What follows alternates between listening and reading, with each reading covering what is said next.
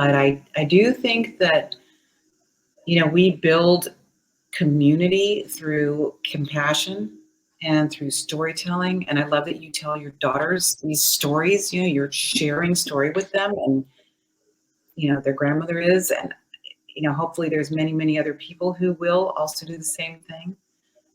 We know that when we relate to a story, we tend to remember it. We have markers for that.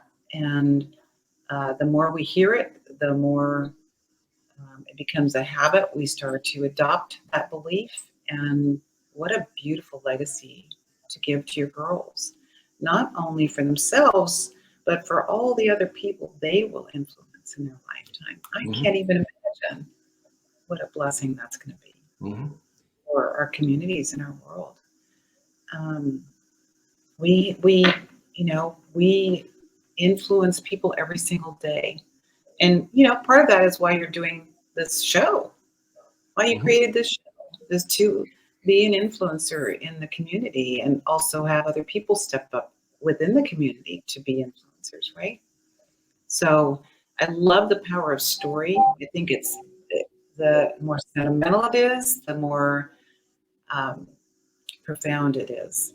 And I'm so grateful that you're here to share in this way in particular today, because I think that this is maybe there's a missing gap when it comes to our business communities, and that's the emotional and the mental support that we all need, regardless of where we're at in our lives and our businesses. We're all in need, and especially within the last 2.5 years.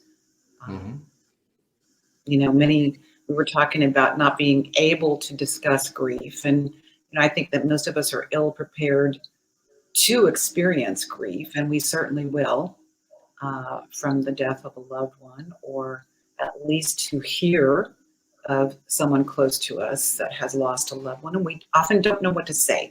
And so you and I talked a little bit about that and how people have different response mechanisms when it comes to death and dying. Some people don't want to handle it. They don't want to talk about it. They don't know what to say. And you and I were talking about what kind of response that we would like to let people know that might be appropriate, more appropriate than pulling back, more appropriate than saying, well, you're going to get through this. You're going to get over this, or it takes time to heal, but you will.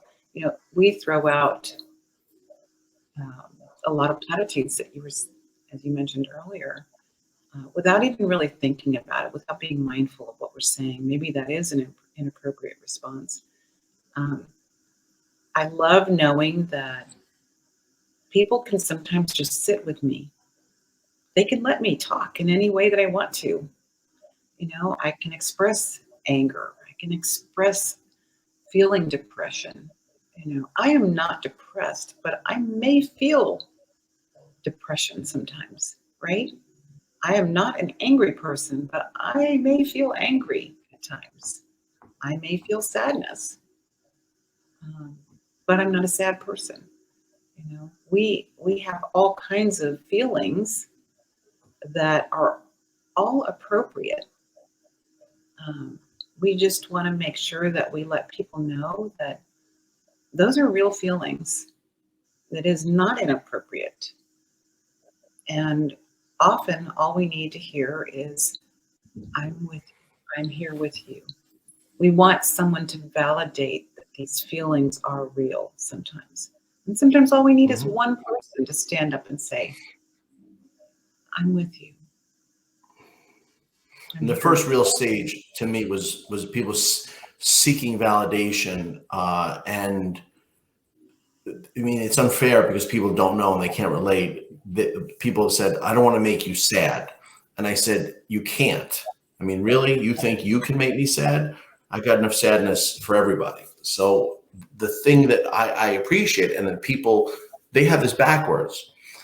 When I want to tell you about Heather and I going to a vineyard in the Hamptons, it's because I feel loved by expressing it. They feel burdened because they're, not equipped to take it in. And there's a dirty little secret here, Gina, is that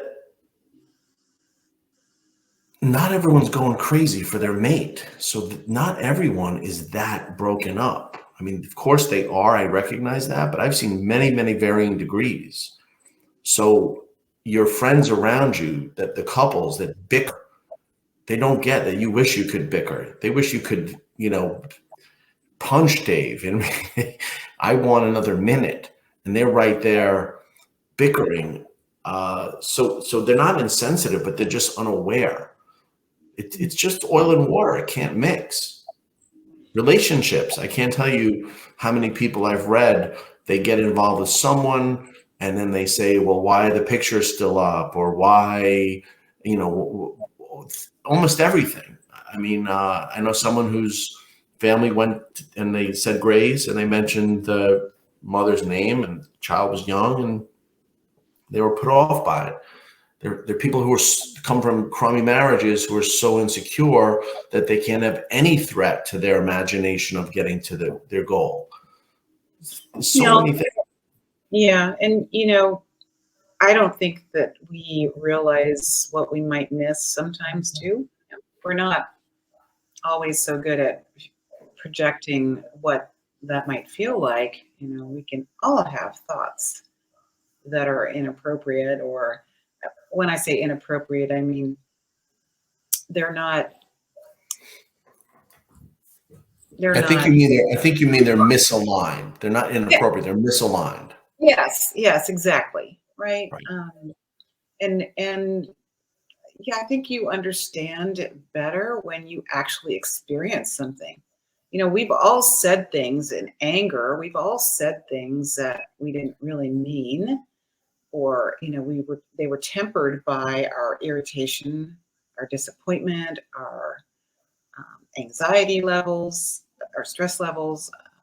We've all said things that we maybe didn't really mean, and unless you have experienced it, loss, from death of a loved one, I think that maybe it's difficult to understand. It's difficult to comprehend.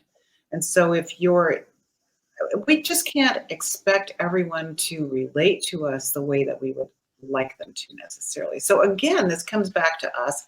How are we, am I judging someone based on my own perception, my own needs? We're essentially egocentrical as human beings, right?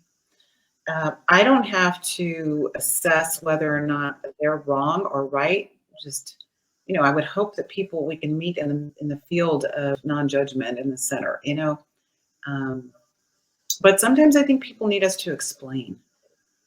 And maybe sometimes people just frankly they're not interested. They're not that interested.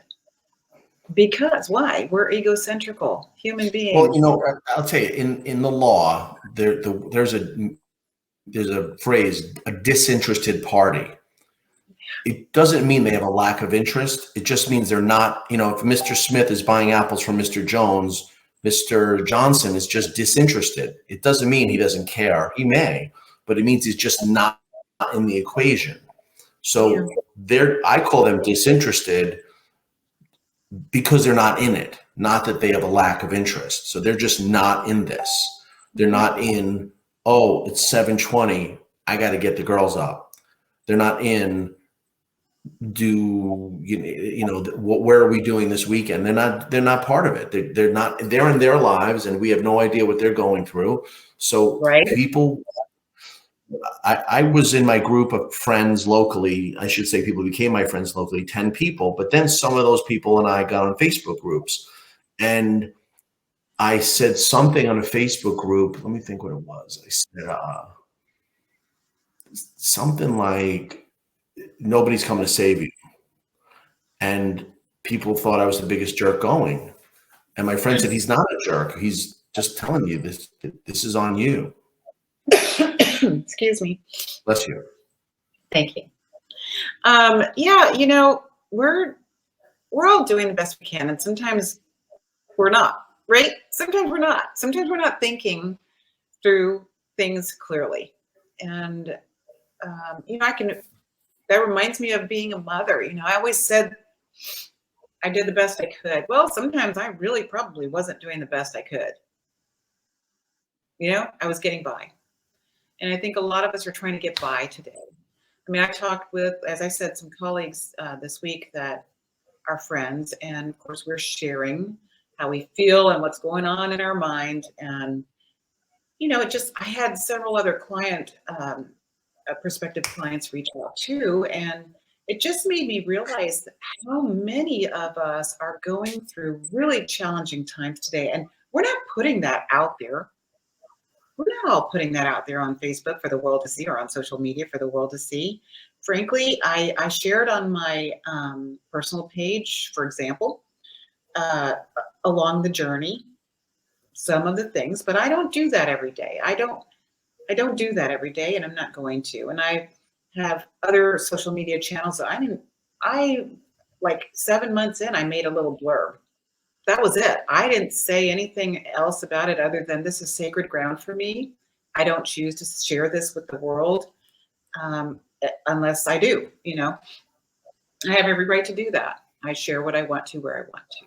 But I've had people who, like you said before in one of our conversations, have made judgments on that, and then there's people who want me to share more. They want to know more about the journey and the vulnerability of it and the transparency of it. And they want to see and hear. And I,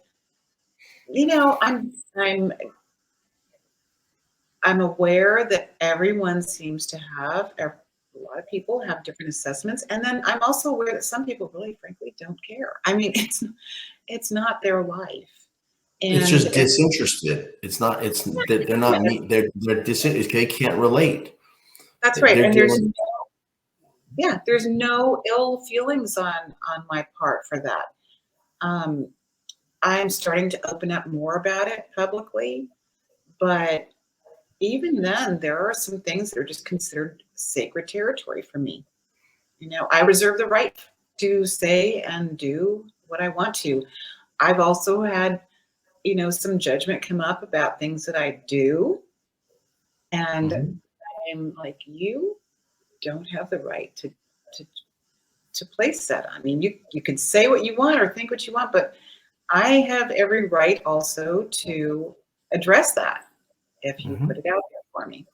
Um, we are all grieving differently. And one of the things that really came up big for me was I'd rather not so much talk about my grief, but I would rather talk about what I've learned in this process and what I'm still learning because it ain't over yet. There's still there's still things.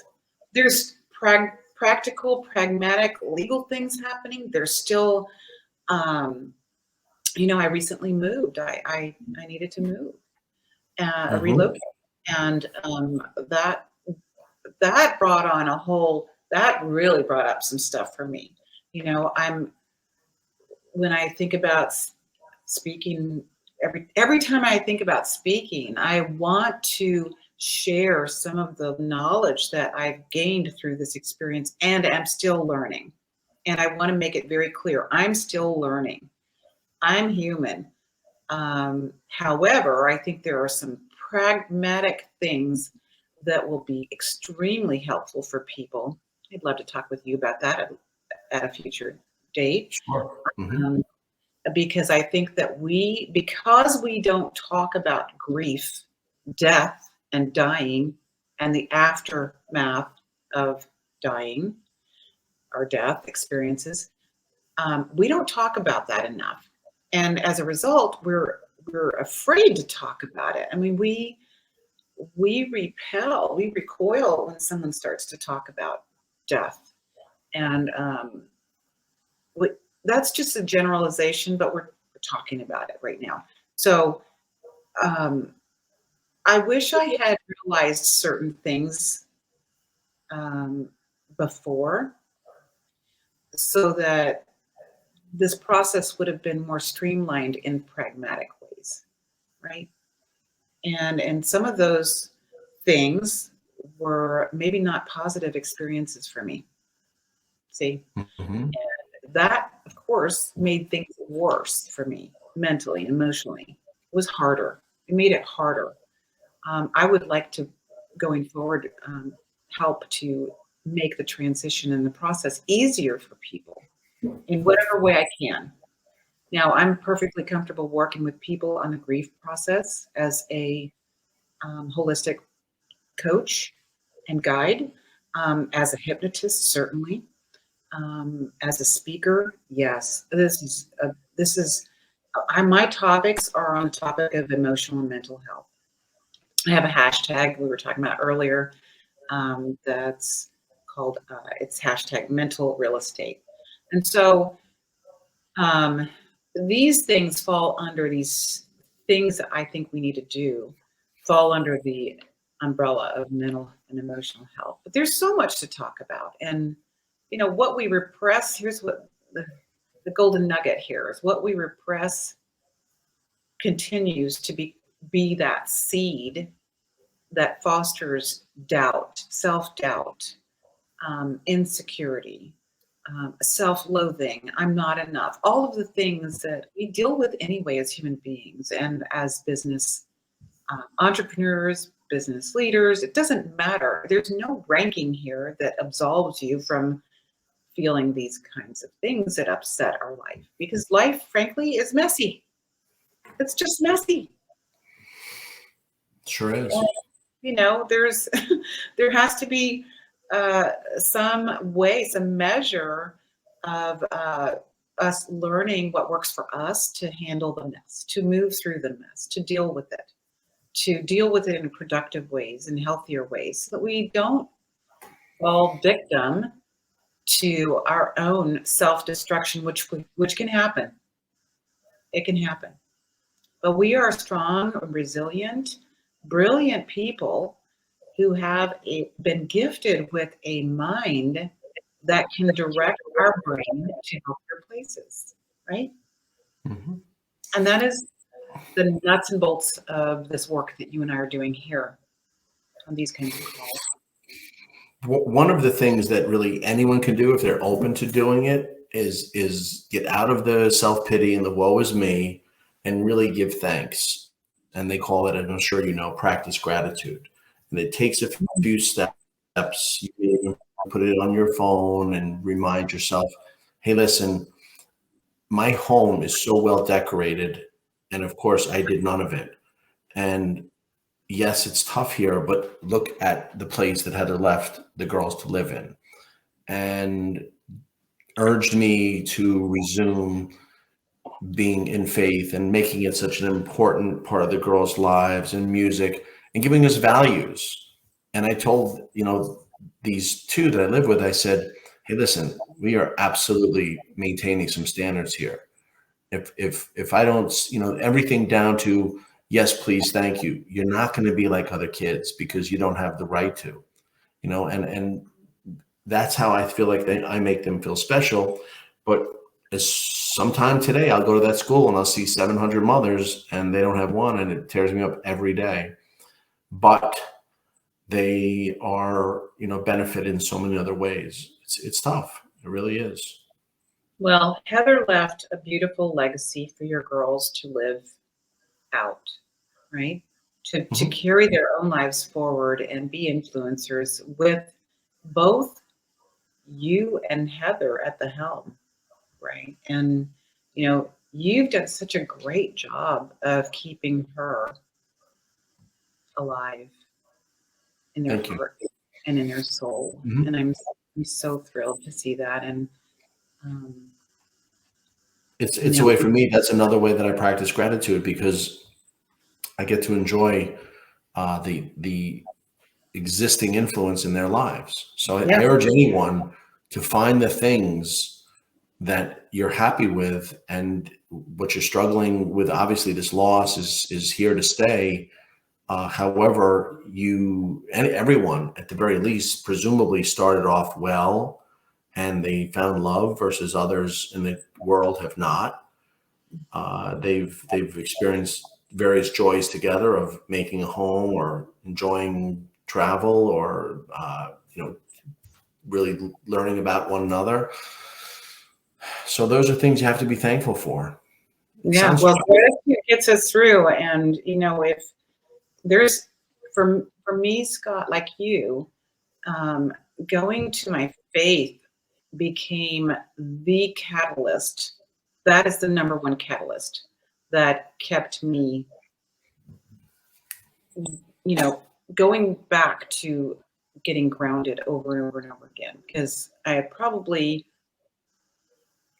would say that because I experienced this significant loss, I had the technical skills and the knowledge to move through this with my emotions, my mind, with all the things that I've learned over time, 25 years working with clients. But the one thing that was at the forefront of that, getting up every day, was God. I mean, for me,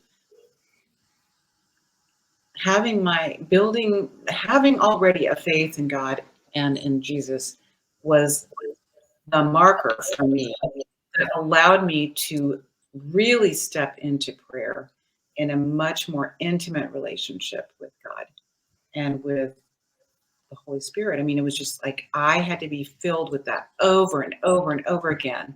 And I still do. And I know that I will for the rest of my life. I had been blessed with meeting some people. The two women that were on calls with me every day were what I call my soul sisters, because they really breathed faith into me every day. They prayed with me. And then I've met certain key people in my life who have really strengthened my relationship with Christ. And that was the number one game changer for me. That sustains me.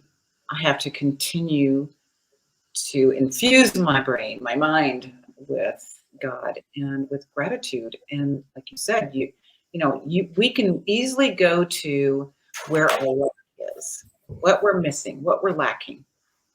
Bringing ourselves back to gratitude, it changes the way that we think, feel, and behave, right? I could not have gotten through this the way that I have without that. And I remember telling you early on, I was not going to be crippled by my husband's death. Do you remember me telling you that? Yes, I do. And I thought, what in the world made me say that? But I knew, I've survived a lot of things in my life that I feel were very traumatic experiences. And I remember finding myself on the ground with this experience. And I had to call those two girlfriends and say, I need you to check on me every day for the next 2 or 3 days, all day. And they did.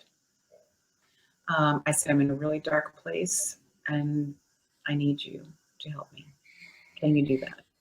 They, of course, were willing to do that. And, I was savvy enough to ask. And I think that we see in our world where people lose so much hope and they feel so isolated and alone, and they are afraid to ask. Right. That's really common. They're not, they're afraid of looking weak. They're afraid of being a burden. They're afraid of now being stigmatized. Yes. That's a huge issue. It is. It is. So you and me, my friend, are doing our part here. And I'd like to continue to do that. We will. There are many avenues. If we create this content, which is really just talking about what's real to us, we can create an audience, invite the people that you want to know more about this, and to even more importantly, give them a soapbox where whatever is bothering them, they can reach people. To me, it's a way of speaking, what's the word, asynchronously. We're speaking synchronously, but others can create content, and while they're sleeping, others can view it. So that's really that we have this funny, awesome technology now that it empowers us to reach anyone, anywhere, at any time. So, I say with PlugIntro, which is the business platform, if you're not giving your referral partners a place and a way to promote their business, you're crazy. If you're not giving someone a digital position, because that's all a position on Facebook, all Facebook is you're giving away that digital position. So why wouldn't we give people, interestingly enough, when I mention one thing about it, someone who's a pretty prominent person who lost her husband, and she's recently gone into another great chapter of her life, but she was epic with her writings and her assistance of others. Her name is Stacy Sullen.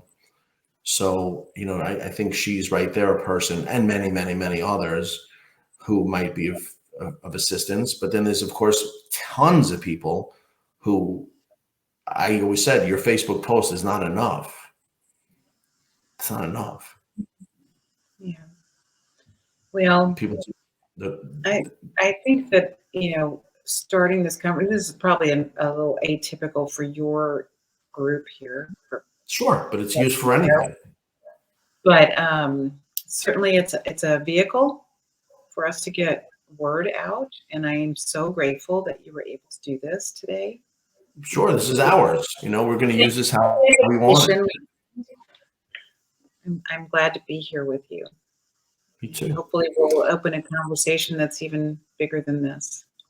Listen, and I know everything that's big starts with just a gentle spark. It's a hello, and then everything happens. It's a yes. I got a phone call late in the summer, said, yes, we accept you to go to law school. And I was waiting on everybody else, and I went. I mean, that one phone call, that one day leads to everything. And so everything leads to something. That's right. That's the power of a yes.